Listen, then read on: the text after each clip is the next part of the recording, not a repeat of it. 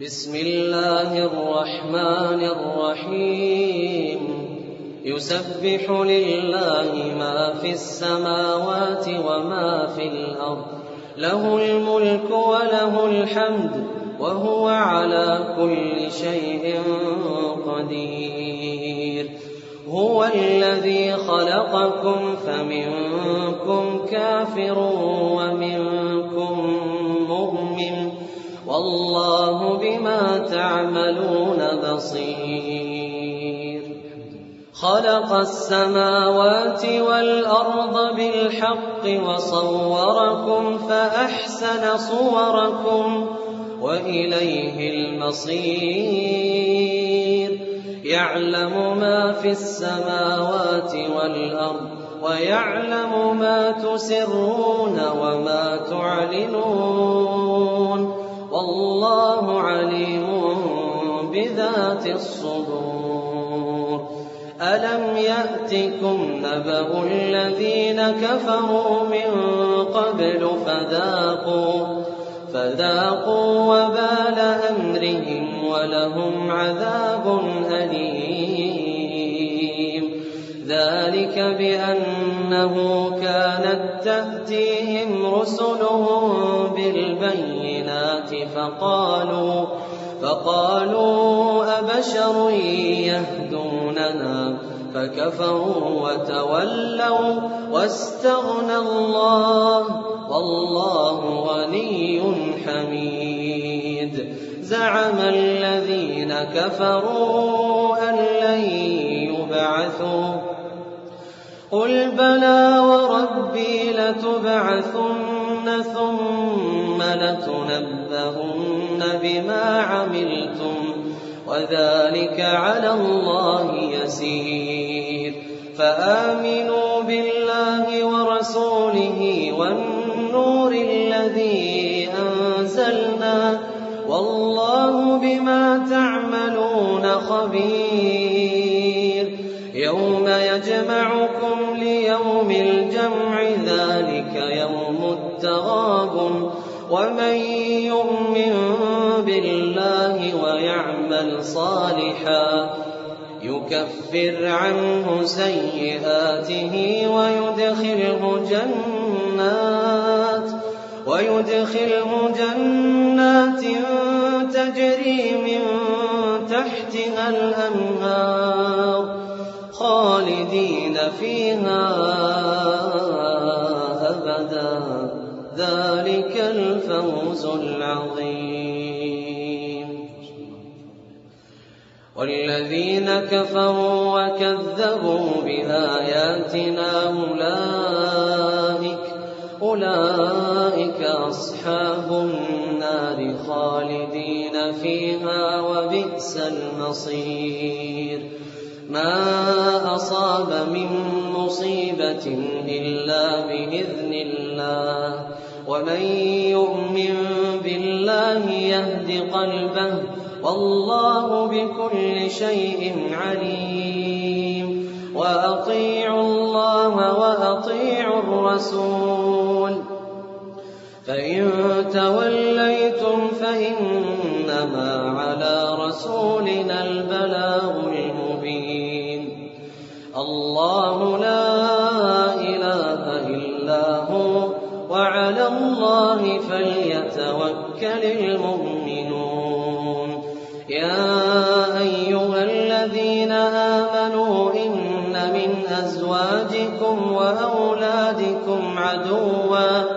عدوا لكم فاحذروهم وإن تعفوا وتصفحوا وتغفروا فإن الله غفور رحيم إنما أموالكم وأولادكم فتنة والله عنده أجر عظيم فاتقوا الله ما استطعتم واسمعوا وأطيعوا وأنفقوا خيرا لأنفسكم ومن يوق شح نفسه فأولئك هم المفلحون إن تقرضوا الله قرضا حسنا يضاعفه لكم ويغفر لكم والله شكور حليم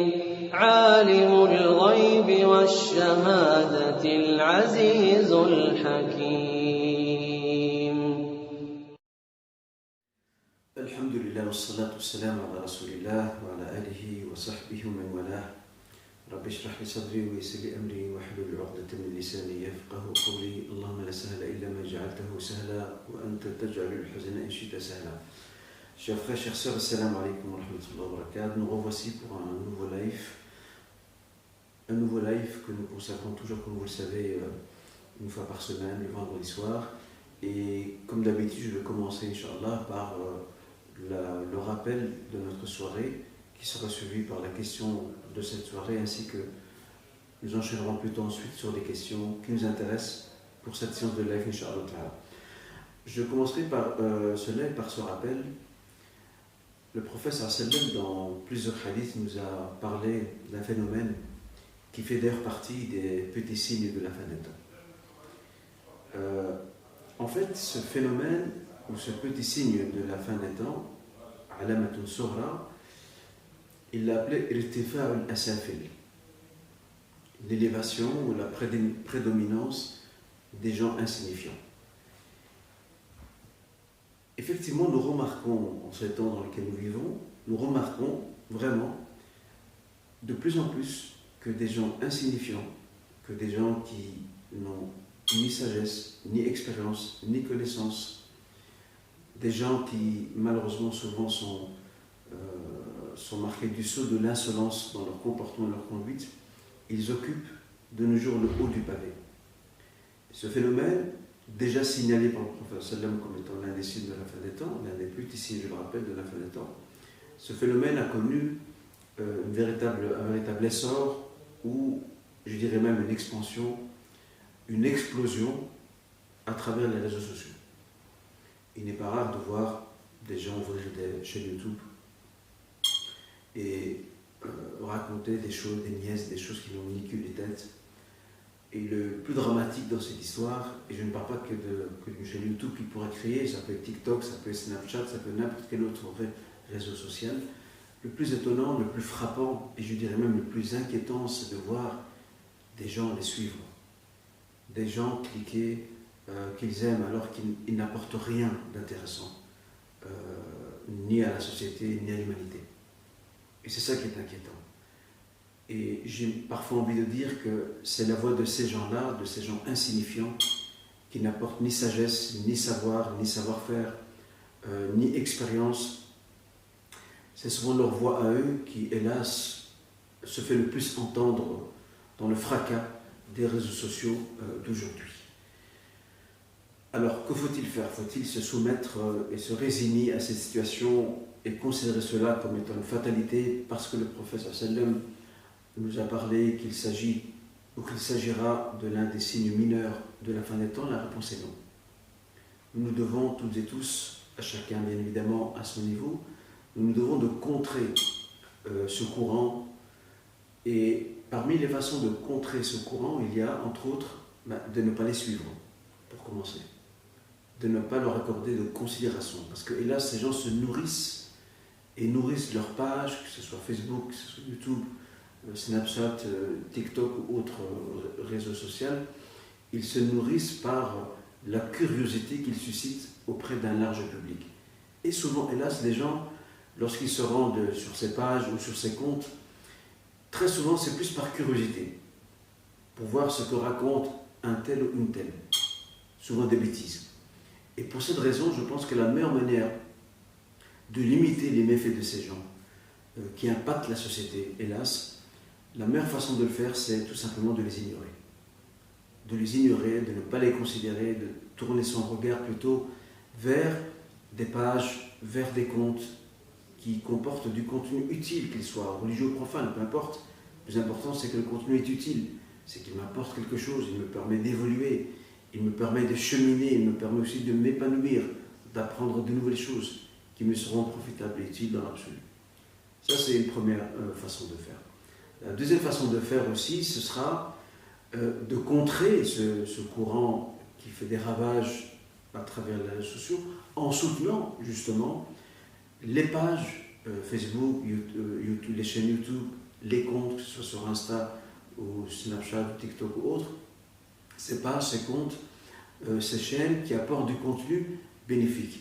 Parce que lorsqu'on vient comparer ces comptes bénéfiques et profitables et ces autres alimentés, animés par des gens insignifiants, on remarque là très souvent que ce sont ces comptes, ces pages et ces chaînes animées et tenues par des gens insignifiants qui n'apportent rien, aucune plus-value ou valeur ajoutée au bien-être commun. Ce sont souvent leurs pages et leurs comptes qui sont les plus animés, qui sont les plus suivis. Et ça, c'est très dommage. Alors, pour cette raison-là, toute personne sensée, toute personne intelligente, va plutôt se tourner vers des pages plus intéressantes, vers des comptes plus intéressants, vers des chaînes plus utiles. Et c'est de cette manière aussi qu'on peut renforcer, qu'on peut essayer de contrebalancer un tout petit peu les méfaits de ces pages, de ces comptes, de ces chaînes tenues et animées et alimentées par ces gens insignifiants qui n'apportent rien du tout, ni à l'humanité, ni à la société. Donc ça, c'était par rapport au rappel, et je pense que c'est la responsabilité de nous toutes et tous. Ce n'est pas seulement la responsabilité d'acteurs sur le plan social communautaire, c'est aussi celui de tout un chacun parmi nous. Ceci pour ce qui est du rappel de notre soirée. Maintenant, passons à la question de notre soirée. La question de notre soirée, je voudrais la consacrer à une problématique qui est communautaire, qui est même sociétale. C'est celle de ce que l'on appelle les familles recomposées. Il n'est pas rare d'entendre que ces familles recomposées rencontrent des difficultés, rencontrent des obstacles, se heurtent aussi à certains défis qui parfois leur paraissent insurmontables. Alors j'ai envie de prodiguer quelques conseils à ces familles recomposées. Et je rappelle que nous entendons par famille recomposée, ce sont des époux, des épouses divorcées qui ont déjà eu des enfants avec un mariage passé et qui s'unissent. Avec leurs enfants, ils s'unissent pour former une seule famille. Ce n'est pas chose facile. Et j'ai envie de dire, dans un premier temps, et d'avertir aussi ces couples qui recomposent leur famille, j'ai envie de leur dire, il faut bien se préparer à cela. Et malheureusement, je le vois autour de moi, c'est vrai que je ne fais plus de médiation conjugale familiale, mais en tout cas des échos que je reçois encore par-ci, par-là. Il est triste de remarquer que beaucoup de ces couples ne se préparent pas à cette phase-là. Ils voient trop les choses en rose. Ils pensent que l'horizon est totalement et tout à fait dégagé, ce qui n'est pas vrai. Ce n'est pas facile d'aller dans le sens ou de recomposer plutôt des familles séparées, donc issues de divorce. Après l'amour et l'affection, il faudrait qu'on laisse un peu la raison prendre le dessus.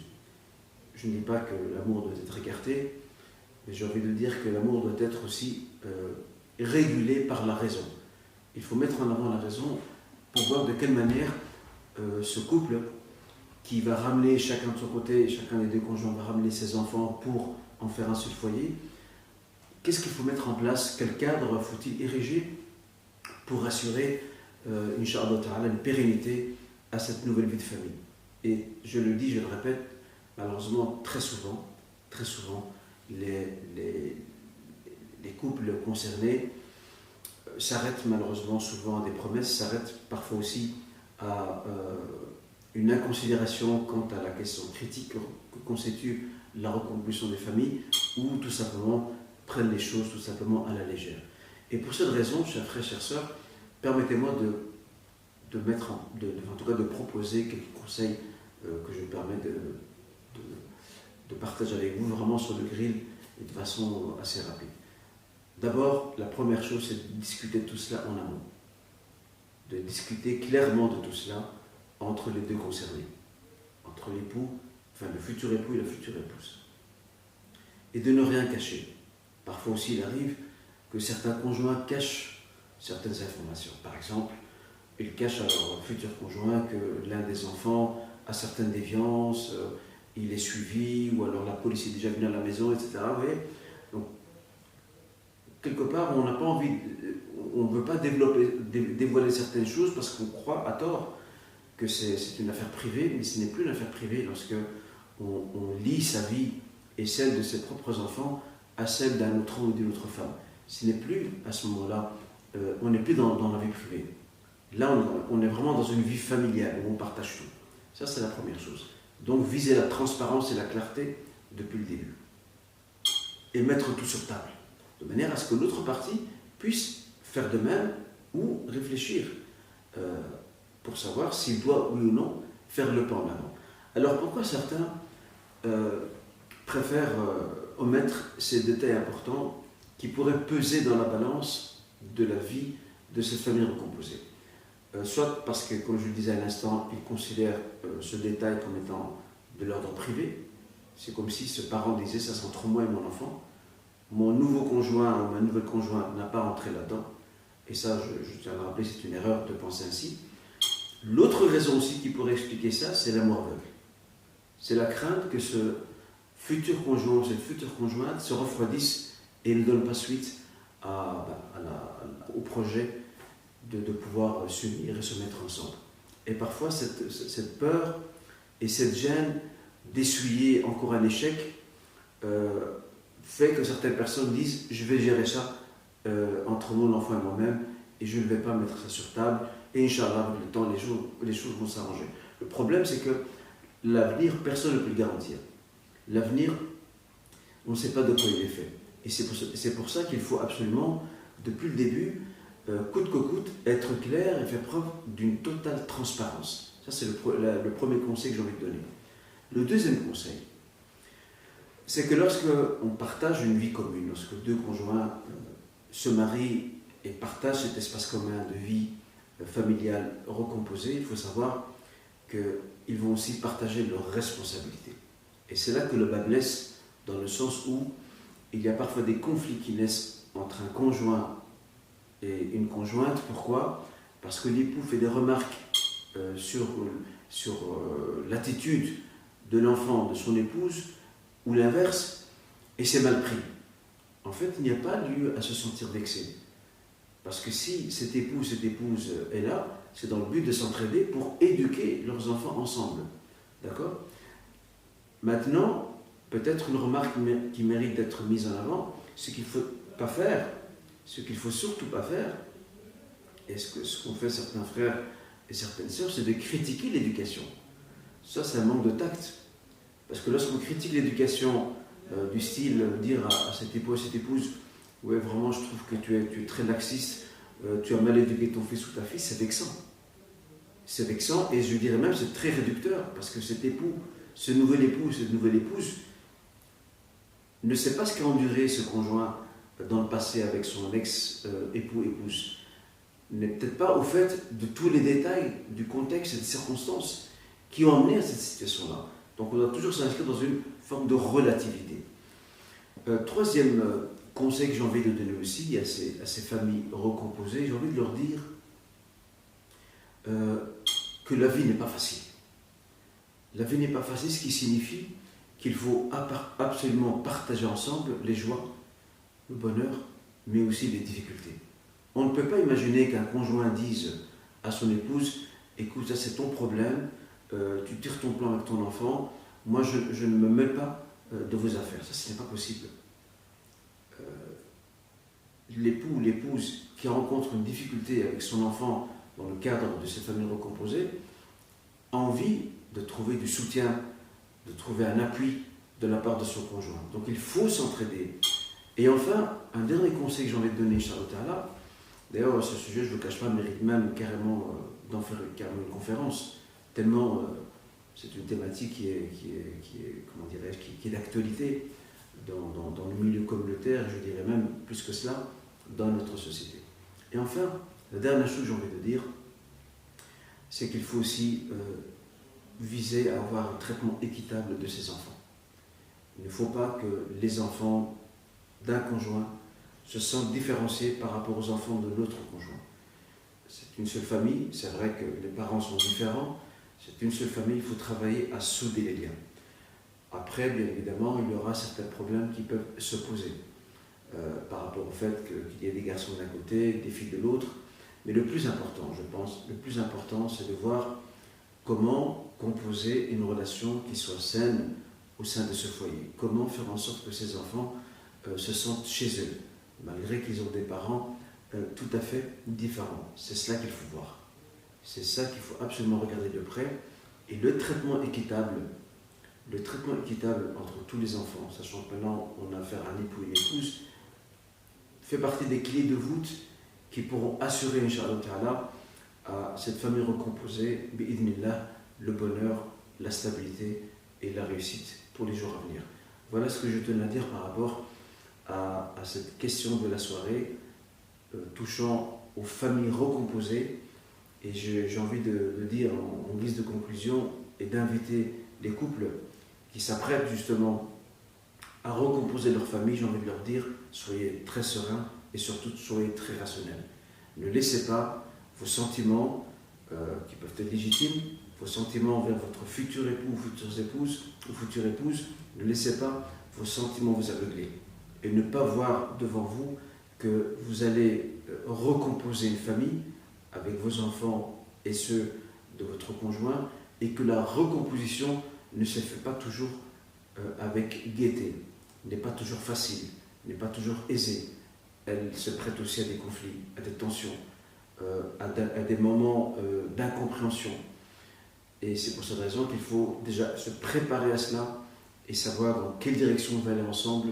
Et à travers les 4 conseils que j'ai donnés, j'espère, Inch'Allah, que ces couples qui ont déjà recomposé leur famille ou qui se projettent dans ce genre de démarche, qu'ils puissent, Inch'Allah, bien tracer leur feuille de route afin d'éviter de nouveaux échecs, à savoir le divorce, comme nous avons pu le voir malheureusement, des frères et des sœurs qui recomposent leur famille et puis qui divorcent au bout de quelques mois, de quelques années. Pourquoi? Parce que ça n'a pas été. Et moi je pense parce que très souvent ça n'a pas été préparé en amont. Les deux parties, ils n'ont pas préparé en amont et n'étaient pas assez conscients des difficultés et des défis que tous les deux vont rencontrer durant ce périple qui sera le leur après leur union. Et toute la vie est faite de défis. Toute la vie est faite de défis. Il faut simplement s'armer de patience, de clairvoyance, d'intelligence, de sagesse pour pouvoir les surmonter ensemble, Inch'Allah. Voilà donc, chers frères, chères sœurs, ce que je tenais à dire par rapport à la question de notre soirée. Maintenant, nous allons, sans plus tarder, entrer dans nos questions, Inch'Allah. La première question est la suivante. Que faire lorsqu'en pleine prière en commun, par exemple, une personne éprouve un malaise nécessitant de l'aide? Donc ça peut arriver qu'en pleine prière, une personne s'effondre ou rencontre suite à un malaise ou manifeste des signes inquiétants. Que faut-il faire à ce moment-là? Sachant que c'est une prière en commun. Dans ce cas de figure, il n'y a aucun mal à ce qu'une personne, voire deux, puisse se détacher de la prière pour aider cette personne qui rencontre un malaise. Ça, c'est très important. Pourquoi? Parce que la préservation de la vie de cette personne, la mettre à l'abri du danger, sera plus important que de terminer sa prière en commun. Ce point-là a été souligné avec force par un éminent juriste, et je dirais même un célèbre juriste d'origine syrienne, Shafi'i, qui s'appelait Al-Izz ibn Abd al-Salam, dans un excellent ouvrage intitulé Qawa'id al-Ahkam fi Masalih al-Anam, dans lequel il souligne une série de grandes règles du droit islamique et la philosophie qui accompagne ces règles et ces fondements du droit islamique. Et il soutient avec force justement que sauver une personne qui est en train de se noyer, ou une personne qui est gravement malade, ou une personne qui s'expose par exemple à un incendie, il dit que c'est plus important que d'accomplir une prière. Pourquoi? Parce que la prière peut être rattrapée après. Mais quelqu'un qui s'effondre suite à un malaise, ou qui risque de se noyer, ou qui s'expose à un incendie et qu'on doit absolument sauver, lui, on risque de ne pas sauver sa vie, de passer à côté d'une chose importante qui est le salut de la vie de son prochain. Donc pour cette raison-là, on délaisse la prière, on vient prêter main forte à cette personne, on vient l'assister, quitte même à appeler l'ambulance s'il le faut pour pouvoir Inch'Allah Ta'ala, lui assurer sa survie, ou du moins lever ce malaise qui l'a affecté. Et après, la personne concernée, Inch'Allah Ta'ala, bien sûr, elle aura le mérite et la récompense de la prière en commun, même si elle n'a pas terminé, parce qu'elle s'est engagée dans cette prière en commun. Après cela, elle refera tout simplement sa prière, et Allah Azzawajal lui sera reconnaissant pour ce geste de soutien, de solidarité et de secours qu'elle a apporté à son prochain. Ce fait s'est produit l'an dernier, lorsque je donnais le sermon dans une mosquée ici à Bruxelles. En fait, tandis que je donnais mon sermon dans cette mosquée bruxelloise, il y a un homme d'un certain âge qui a eu un problème cardiaque. Ce qui a poussé certains responsables de la mosquée à se lever, à quitter l'assemblée où je donnais ce sermon et à s'occuper de ce papa âgé en appelant une ambulance. Après, j'étais un peu dans l'inquiétude par rapport à leur prière du Jumu'ah.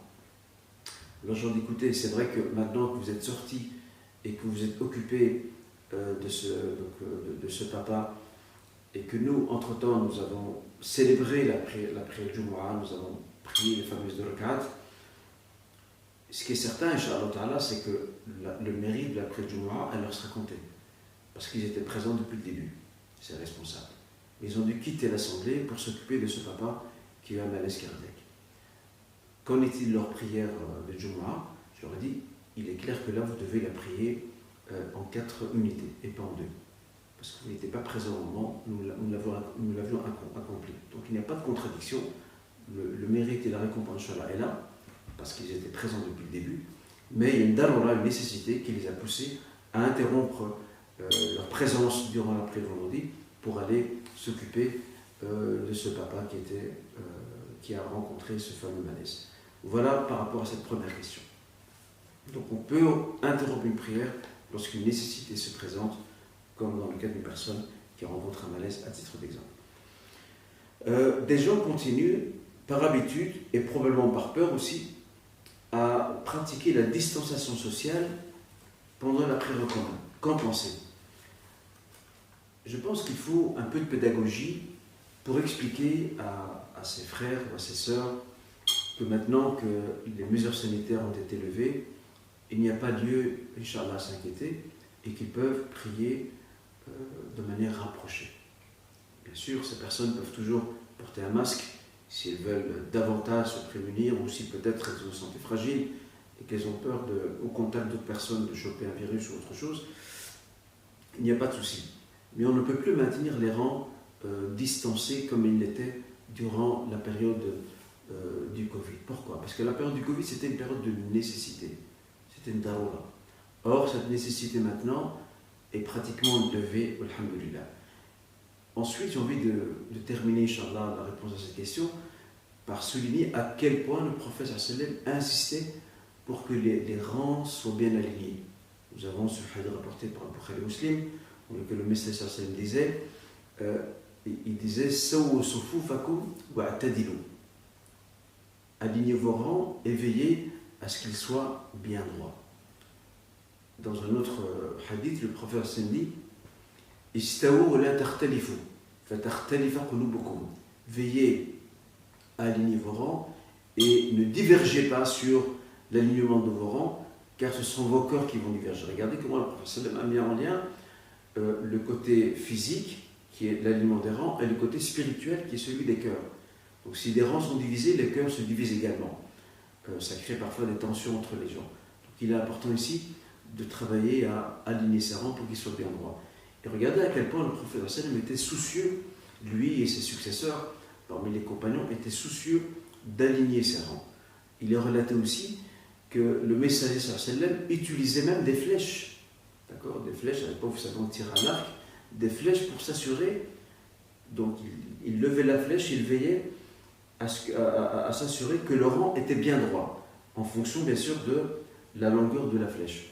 Donc, à partir du moment où la flèche est mise, imaginons qu'elle est mise par terre, il voulait s'assurer que le rang était bien droit, à l'instar de cette flèche qui est posée devant les fidèles. Regardez à quel point le prophète sallam était plus que soucieux afin d'assurer l'alignement correct et droit de ces fameux rangs de prière Et il dira d'ailleurs à ses compagnons, ne voulez-vous pas aligner vos rangs comme les anges alignent les leurs auprès de leur Seigneur? C'est un grand privilège pour les croyants de prendre exemple sur Malaikatul Rahman, sur les anges du clément, du miséricordieux. Voilà ce qu'il en est par rapport à cette question. En résumé, la distanciation sociale dans les rangs de prière était une nécessité.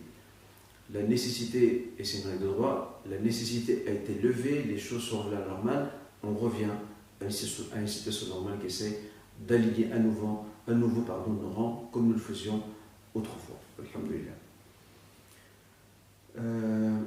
Alors, peut-on réunir entre les deux rak'at de la prière de vendredi et ceux de la prière de l'Asr en raison d'un voyage? Donc imaginons une personne est en voyage, elle vient prier dans une mosquée, la prière de Jumu'ah du vendredi, mais elle n'est pas sûre de pouvoir prier l'Asr à l'heure. Et elle décide de réunir, donc après avoir prié avec l'imam les deux rak'at de la prière de vendredi, elle décide de se relever et de prier les deux rak'at de l'Asr, vu qu'elle est en état de voyageur. Il faut savoir que cette question a fait débat parmi nos juristes. Il y a deux grands avis majeurs autour de cette question. Il y a celle de l'école hanbalite qui ne l'autorise pas, parce qu'ils considèrent que chacune de ces deux prières a un statut complètement différent.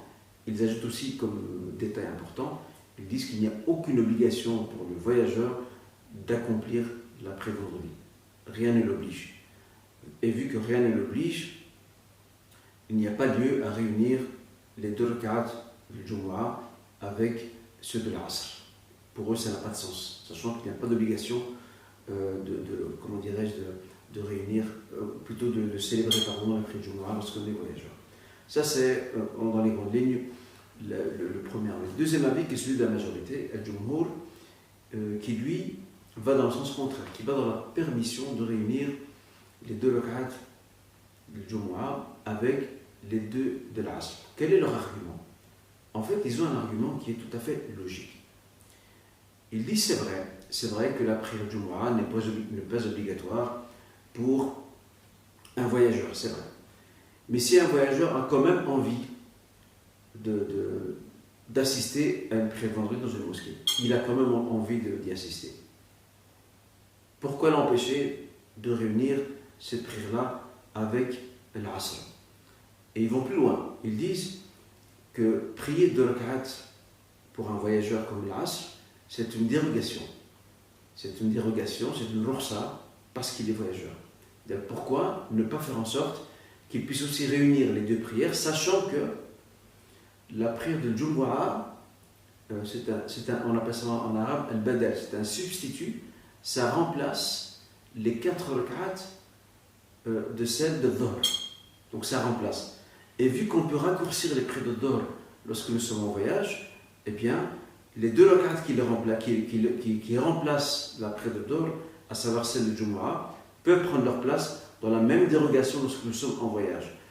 Il paraît, Wallahu a'lam, que ce deuxième avis soit, Inch'Allah, le plus juste, à savoir que l'on peut, Inch'Allah, réunir ces deux prières sans aucun problème, bien évidemment. Si quelqu'un préfère éviter de les réunir entre les deux au vu du débat présent entre nos juristes, il n'y a aucun problème.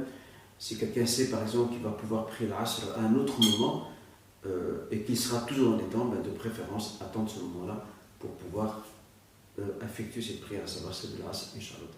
Passons maintenant à la 4e question. Un parent décide de partager ses biens entre ses enfants avant son décès. Comment doit-il procéder? D'abord, la première question à laquelle il faudra s'intéresser pour pouvoir répondre à cette question, justement, avec quelle intention ce parent veut partager ses biens entre ses enfants? Est-ce à titre d'héritage ou en guise de don? Ce n'est pas la même chose. Alors, si le papa dit « je vais partager mon héritage entre mes enfants », ceci n'est pas possible. Pourquoi? Parce que l'héritage ne se partage qu'après la mort du concerné. Toutefois, un parent, ce qu'il peut faire, c'est prévoir de son vivant le partage, autrement dit la délimitation des parts qui reviendront à chacun de ses héritiers. Il peut faire ça avant, sans problème, de manière à ce qu'il n'y ait pas de conflit après son décès. Et après sa mort, chacun des héritiers viendra prendre sa part. Ça, c'est possible. Ça, c'est la première option. La deuxième option, c'est que ce père veut partager ses biens, mais à titre de don. On appelle ça en arabe el-hiba. Donc c'est un don. Ce n'est pas un héritage. Lui, il dit, moi, je ne laisse aucun héritage après moi. Je vais juste partager, je vous donne ce que j'ai déjà de mon vivant. Dans ce cas-là, le principe qui va régir cette attitude, ce sera celui de l'équité. Al-adl. Pourquoi ?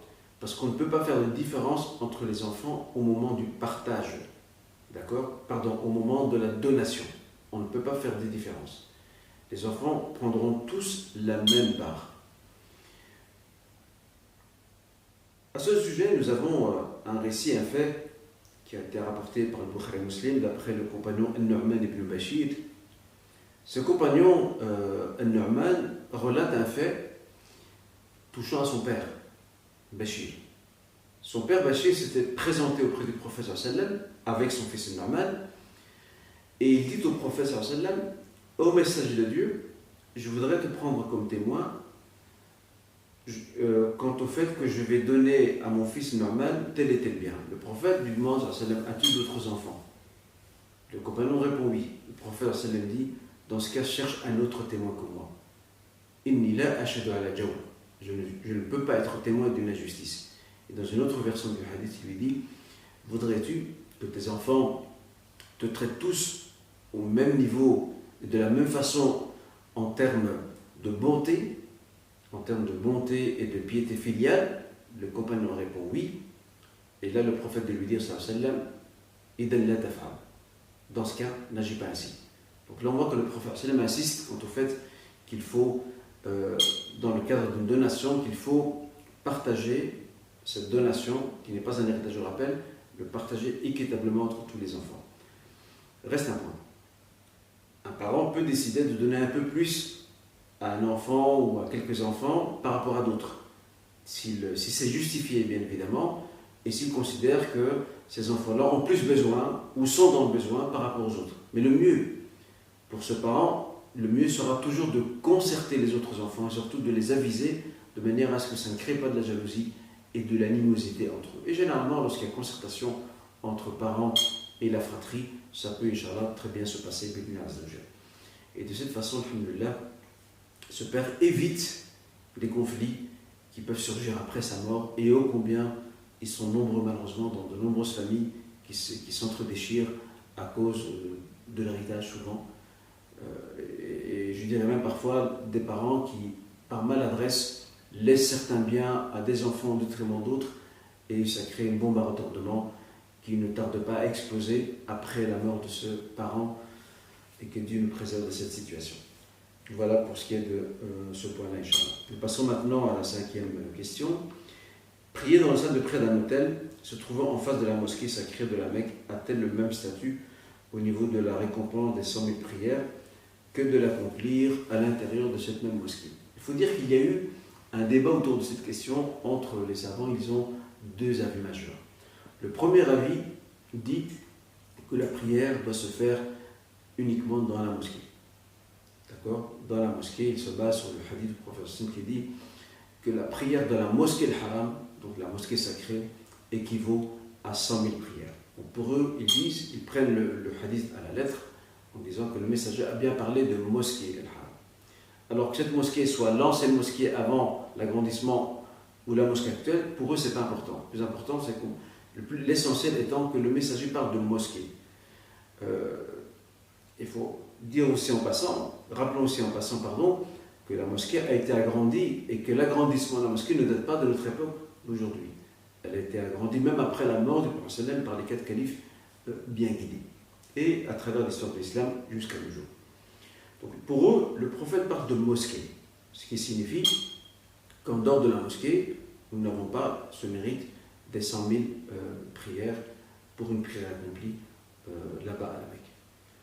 Le deuxième avis, lui, va dans le sens contraire, en disant que toute la ville est un sanctuaire sacré. Toute la ville est un sanctuaire sacré à l'image de la mosquée sacrée. Ils en veulent pour preuve que la descente du verset, et du premier verset, dirais-je même, de la sourate, le voyage nocturne et l'Isra, qui fait référence au voyage nocturne du prophète sallam.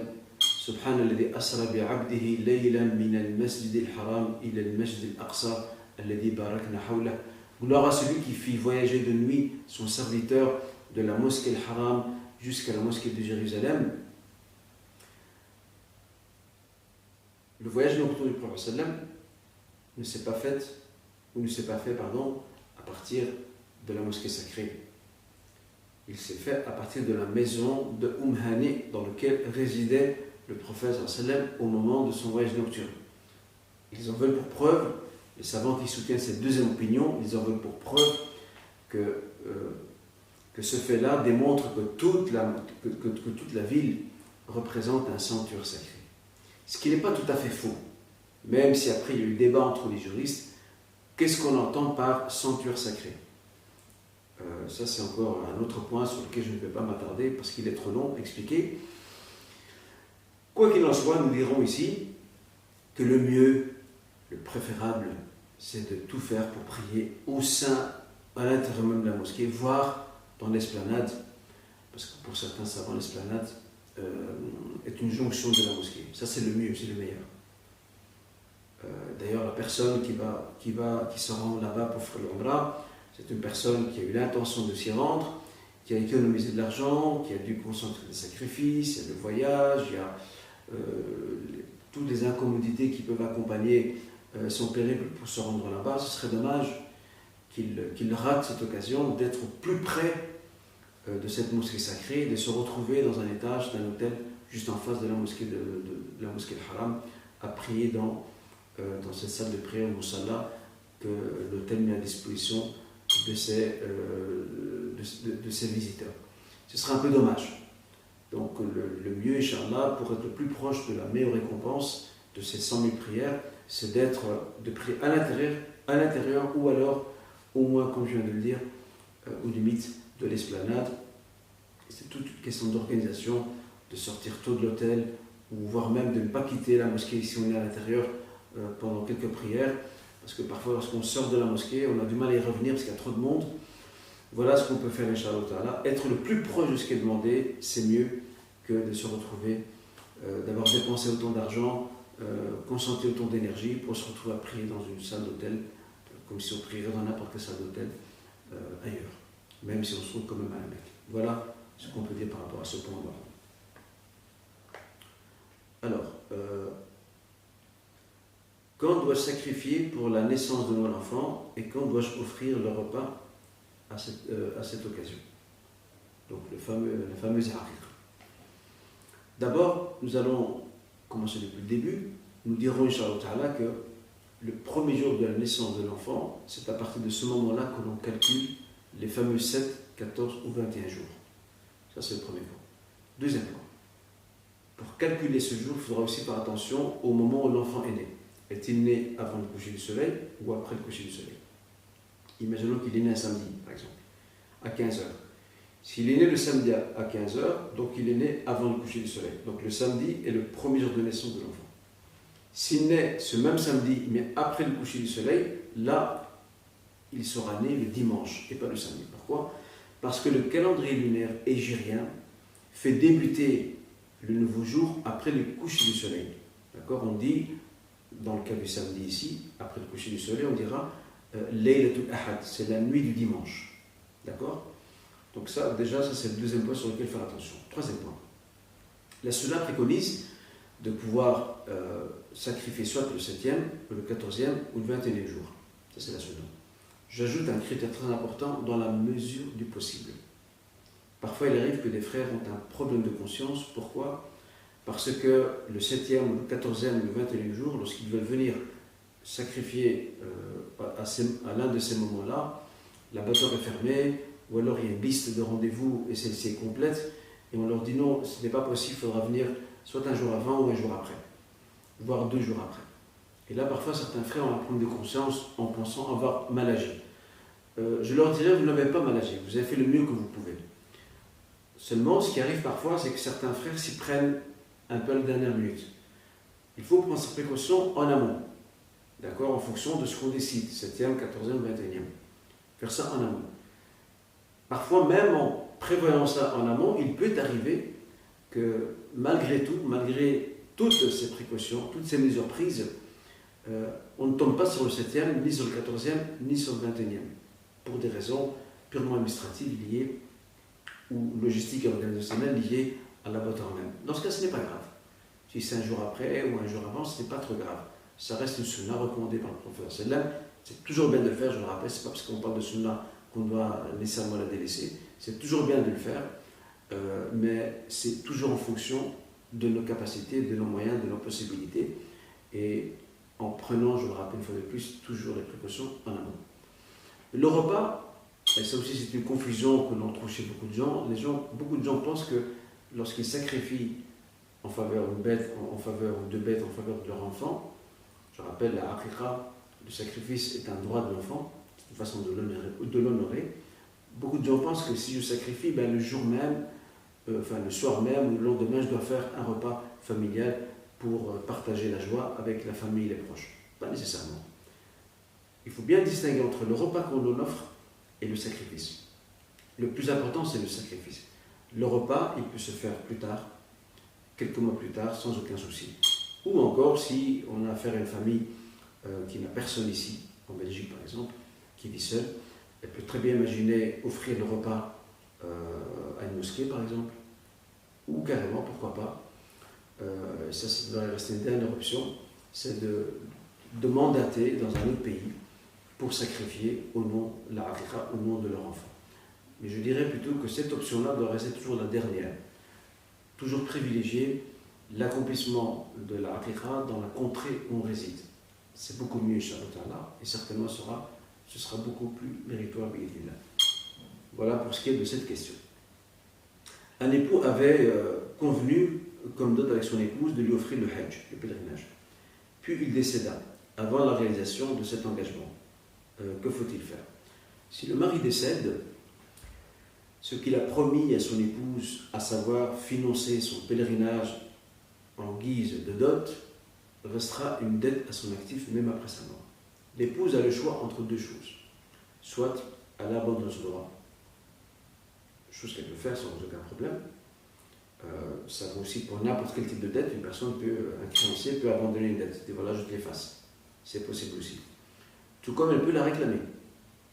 Elle peut réclamer sa dot, qui maintenant devient une dette vu que le mari n'est plus là. Alors s'il réclame sa dot, cela se passera au moment du partage de l'héritage, ou avant plutôt le partage de l'héritage. On commencera d'abord par lui verser ce qu'on lui doit, et puis seulement après, le reste des biens du mari seront partagés entre les héritiers, ceux qui ont droit à cette part d'héritage. Et là, je me permets d'apporter un signalement très important. Parfois, certaines familles qui sont prises par l'affect, par l'émotionnel, par leur comportement, ces familles contredisent cette prescription que je viens d'indiquer. Je m'explique. Beaucoup de familles, parfois, font un reproche à l'épouse, en lui disant « Mais comment tu peux réclamer ta dot, ton mari vient de décéder, tu ne penses pas à ton mari, on dirait que tu n'es pas en deuil. » Là, on n'est plus sur le registre rationnel, là on est sur l'affect, sur l'émotionnel, et ce n'est pas l'émotionnel de régir ou de contrecarrer un principe juridique établi. Une dette reste une dette, quelles que soient les circonstances. Bien sûr, on ne dira pas à cette épouse qui est maintenant veuve, le lendemain de la mort de son mari, de dire à sa belle famille, écoutez, vous allez me verser ma dot parce que mon mari me devait ceci et cela. Bien sûr, elle attendra un peu, que ça se tasse un peu, que le chagrin puisse quelque peu se dissiper, et après ça, ce point doit être soulevé. Et en même temps, je me dirais à cette famille, si l'épouse réclame ce droit-là, la famille ne peut pas refuser ce droit, parce que c'est un droit qui lui revient. C'est une dette. La famille ne peut pas non plus forcer ou intimider l'épouse, donc leur belle-fille, l'épouse veuve, ils ne peuvent ni la forcer ni l'intimider, la poussant à ce qu'elle abandonne ce droit-là. Non, elle fait ce qu'elle veut. Elle a envie d'abandonner ce droit-là de son plein gré, elle peut le faire. Elle veut réclamer son droit parce que c'est un dû qui lui revient pour financer plus tard son hajj, pourquoi pas, c'est son droit le plus absolu. Voilà ce qu'on peut dire. Ne laissons pas les sentiments et l'émotion l'emporter et écraser des prescriptions juridiques, religieuses qui ont été établies. J'en arrive, Inch'Allah, à la dernière question. peut-on enterrer une personne défunte musulmane dans un cimetière non musulman? Dans un cimetière non musulman. C'est une question qui m'a été posée il n'y a pas longtemps. En effet, il y a un frère jeune qui avait épousé une jeune femme non musulmane. Ce frère est décédé. Après sa mort, son épouse a informé la famille, donc sa belle famille à elle. Elle l'a informé qu'elle va l'enterrer dans un cimetière catholique. Et ça a créé beaucoup de conflits avec sa belle famille. Sa belle famille lui a répondu: tu ne peux pas faire ça.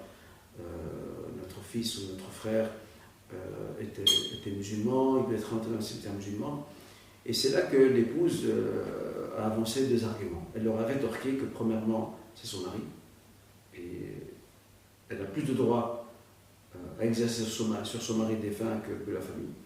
Et deuxièmement, elle veut qu'il soit enterré dans ce cimetière. Pourquoi? Parce qu'il est plus proche de son domicile, de manière à ce qu'elle puisse se déplacer facilement pour aller lui rendre visite, ou plutôt pour aller visiter sa tombe.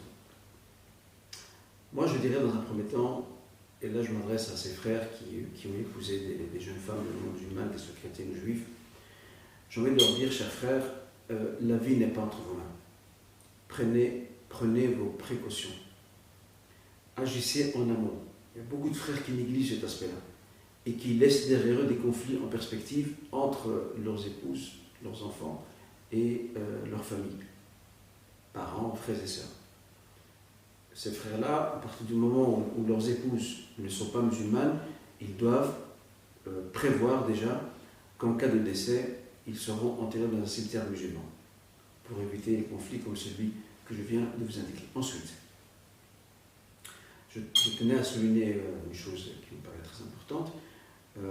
En réponse à cette question, oui, effectivement, un défunt musulman doit être enterré dans un cimetière musulman.